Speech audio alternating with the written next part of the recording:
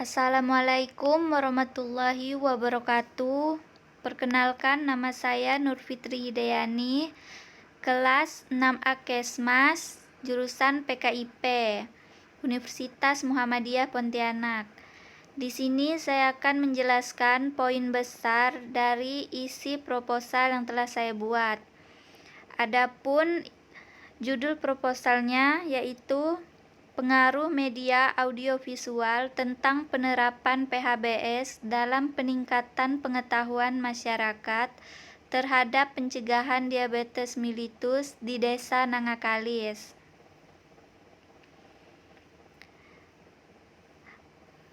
Adapun poin-poin besar yang akan saya jelaskan yaitu pada bab 1 meliputi latar belakang, rumusan masalah, rujukan, dan manfaat.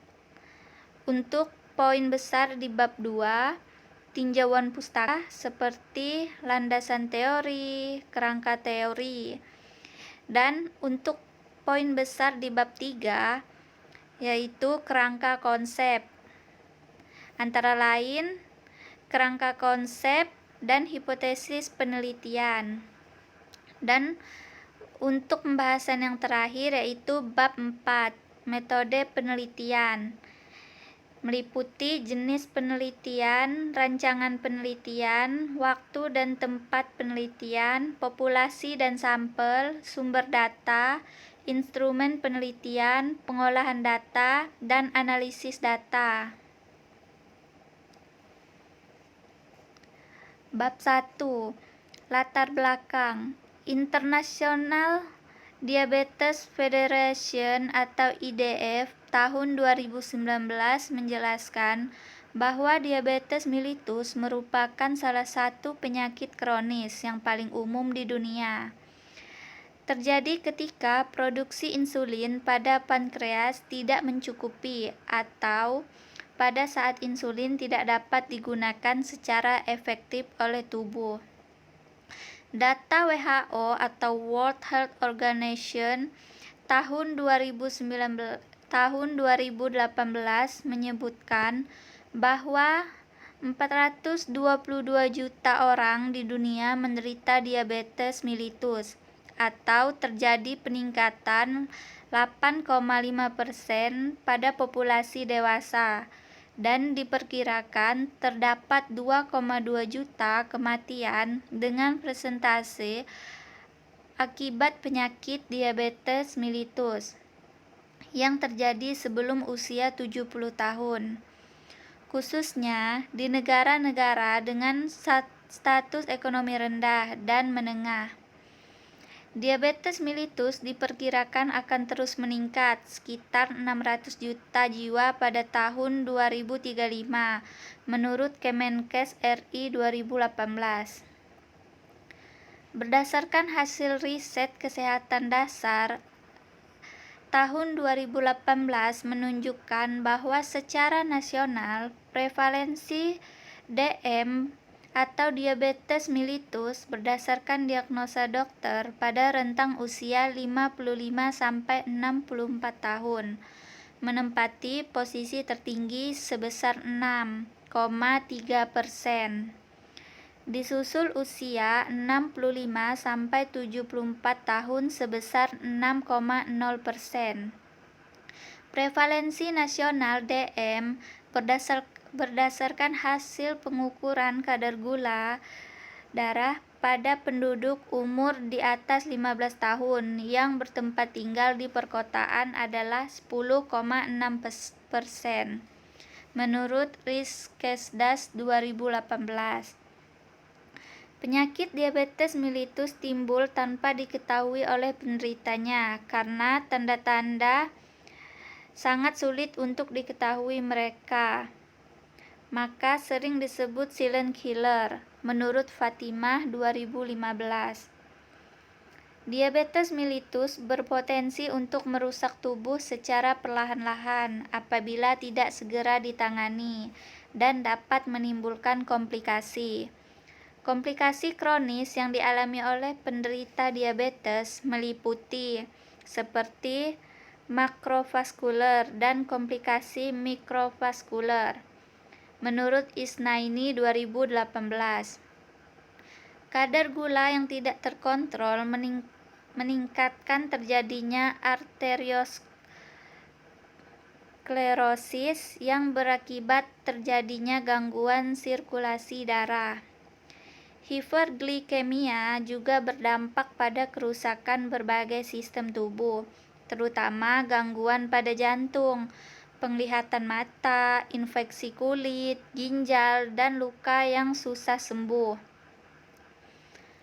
Penderita diabetes mellitus 2 kali lebih berisiko mendapat penyakit kardiovaskular dan sekitar 75% diabetes mellitus menyebabkan kematian dikarenakan penyakit jantung koroner yang berdampak pada penurunan harapan hidup penderita diabetes mellitus. Pengetahuan merupakan dasar utama berhasilnya suatu pengobatan. Pendidikan kesehatan yang efektif didukung oleh penggunaan media yang menarik dan lebih mudah diterima oleh sasaran. Salah satu media yang dapat digunakan adalah media audiovisual. Penelitian Tejojono 2013 menyimpulkan bahwa edukasi melalui media audiovisual mempengaruhi pengetahuan seseorang. Penelitian terkait yang dilakukan dari 2014 menyimpulkan bahwa terdapat pengaruh penyuluhan kesehatan dengan media audiovisual terhadap penurunan tingkat kecemasan pada pasien diabetes mellitus setelah diberikan penyuluhan kesehatan. Pendidikan kesehatan melalui penyuluhan termasuk bentuk kombinasi edukasi dan intervensi yang telah dirancang dalam memudahkan perubahan perilaku dan lingkungan bagi kesehatan. Pendidikan kesehatan dapat ditampilkan dengan menggunakan media video yang berisikan pendidikan mengenai penyakit diabetes mellitus dan pencegahannya dengan model kreatif. Karena media video dikatakan lebih efektif dan mudah dipahami dalam proses pemberian pendidikan kesehatan, menurut Susila Ningsih 2017. Berdasarkan penjelasan di atas bahwa media video lebih mudah dipahami oleh masyarakat karena lebih efektif, maka saya sebagai peneliti tertarik melakukan penelitian pengaruh penyuluhan kesehatan dengan media audiovisual untuk pencegahan diabetes mellitus dengan melakukan penerapan PHBS atau perilaku hidup bersih dan sehat untuk meningkatkan pengetahuan masyarakat di Desa Nangakalis.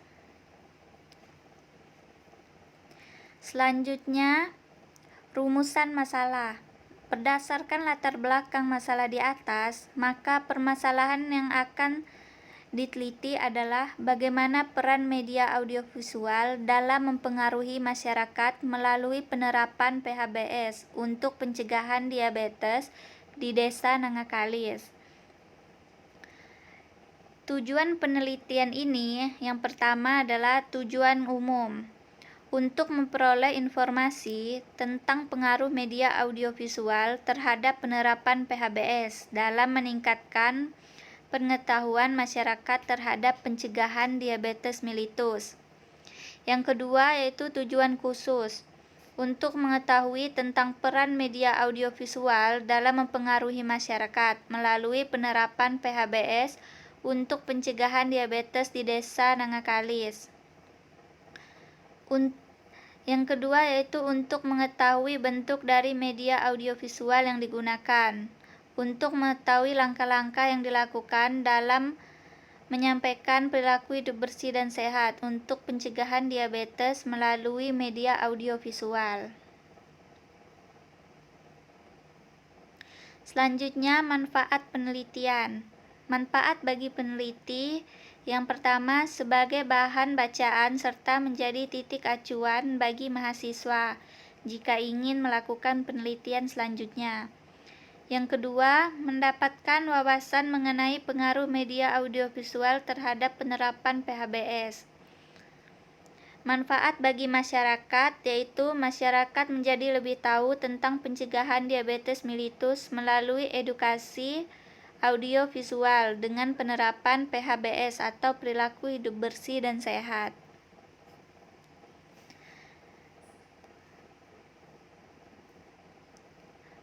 Selanjutnya di bab 2, poin besar yang akan saya jelaskan yaitu landasan teori, meliputi yang pertama definisi diabetes, yang kedua gejala diabetes mellitus, yang ketiga klasifikasi diabetes mellitus, yang keempat penyebab diabetes mellitus, yang kelima risiko dan pencegahan diabetes mellitus, yang keenam pengertian media audiovisual, yang ketujuh jenis-jenis media audiovisual, dan yang kedelapan kelemahan dan kelebihan media audiovisual.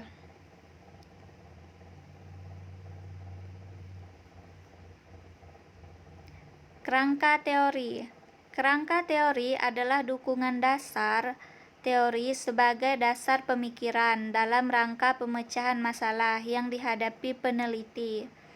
Kerangka teori adalah bagian dari penelitian. Tempat penelitian memberikan penjelasan tentang hal-hal yang berhubungan dengan variabel pokok atau masalah yang ada dalam penelitian.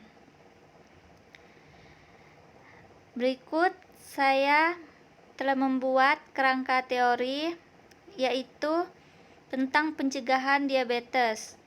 Apa saja yang berpengaruh terhadap pencegahan diabetes ini, seperti faktor yang mempengaruhi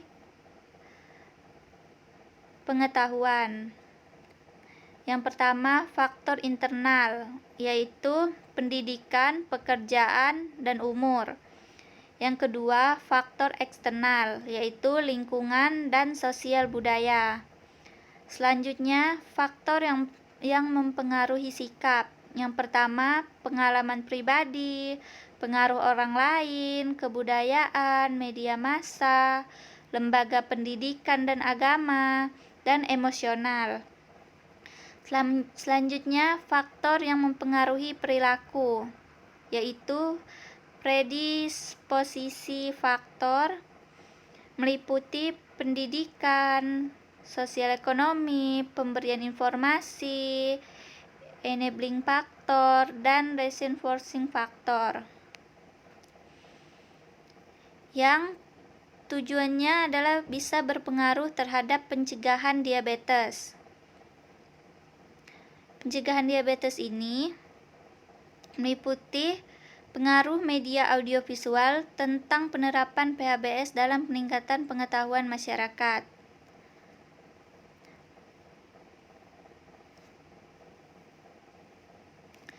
Selanjutnya, poin besar di bab 3 yaitu kerangka konsep. Kerangka konsep pengaruh media audiovisual tentang penerapan PHBS dalam peningkatan pengetahuan masyarakat terhadap pencegahan diabetes mellitus. Variabel bebasnya yaitu media audiovisual dan variabel terikatnya yaitu pencegahan diabetes. Untuk variabel pengganggunya yaitu faktor-faktor yang mempengaruhi pengetahuan. Yang pertama, faktor internal seperti pendidikan, pekerjaan, dan umur. Yang kedua, faktor eksternal yaitu lingkungan dan sosial budaya. Selanjutnya, variabel penelitian meliputi yang pertama, variabel bebas. Variabel bebas dalam penelitian ini adalah media audiovisual. Variabel terikat pada penelitian ini adalah pencegahan diabetes. Dan yang ketiga, variabel pengganggu. Ada dua variabel yaitu internal dan eksternal. Untuk hipotesis penelitian, adapun hipotesis dalam penelitian ini yaitu ada pengaruh media audiovisual tentang penerapan PHBS dalam peningkatan pengetahuan masyarakat terhadap pencegahan diabetes mellitus di Desa Nangakalis. Selanjutnya, bab 4, jenis penelitian. Penelitian ini termasuk pada penelitian quasi eksperimen dengan pendekatan rancangan desain one group, pretest dan post-test design. Rancangan ini tidak ada kontrol atau pembanding, tapi lebih dilakukan observasi pertama atau pretest yang memungkinkan peneliti dapat menguji perubahan-perubahan yang terjadi. Pengukuran pretest dan posttest menggunakan dependent variabel setelah adanya eksperimen atau perlakuan. Waktu dan tempat penelitian. Waktu penelitian ini mulai dilaksanakan mulai bulan Agustus tahun 2021 hingga bulan Desember tahun 2021. Adapun tempat yang akan menjadi penelitian ini yaitu di Desa Nangakalis, Kecamatan Kalis, Kabupaten Kapuas Hulu. Baik, hanya itu yang bisa saya sampaikan. Mohon maaf jika terdapat kesalahan dalam penyampaian maupun penjelasan yang saya sampaikan. Semoga video ini dapat bermanfaat bagi teman-teman yang menontonnya. Assalamualaikum warahmatullahi wabarakatuh.